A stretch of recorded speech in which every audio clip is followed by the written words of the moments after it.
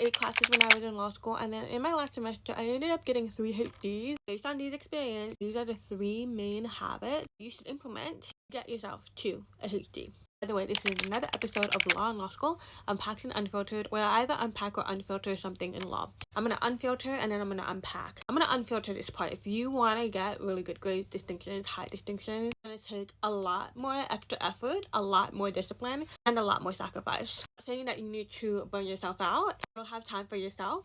There will be some free time that you will need to use to study to get the grades that you want.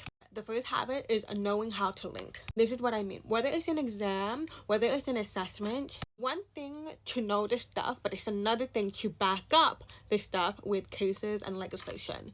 With any law assessment, anything you say needs to be backed up with case law or legislation or both. To be honest, it took me to my last semester to really master this. The easiest way to get into this habit is whenever you are doing your exam notes, you are doing your readings, every single point you have, make sure that you are able to link it with relevant cases and or relevant legislation. Yes, it's a little bit time consuming, I've got to admit. But when you look back at your exam notes, it will make life so much more easier for you. Second thing is you've got to be on top of it. You got to be on top of all of your due dates. You got to be on top of all the knowledge in your brain. Basically a continuation of what I said with habit number 1. You gotta know how to really link all the content with the relevant cases and legislation to back it up.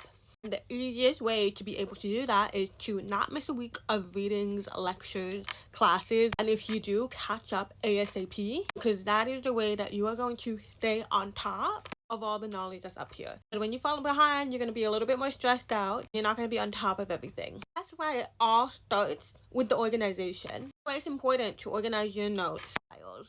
That makes it easier for you to stay on top with the things that you learn.